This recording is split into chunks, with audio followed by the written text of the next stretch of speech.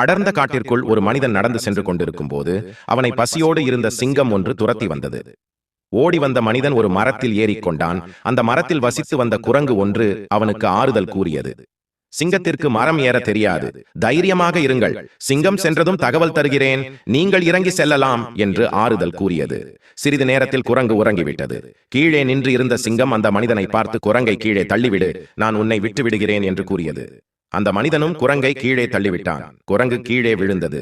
சிங்கம் குரங்கிடம் சிரித்துக்கொண்டே கூறியது, மனிதன் எப்போதும் நன்றி கெட்டவன், உதவி செய்த உனக்கே துரோகம் செய்துவிட்டான், உன்னை கொல்ல மாட்டேன், நீ மேலே சென்று அவனை கீழே தள்ளிவிடு என்று கூறியது.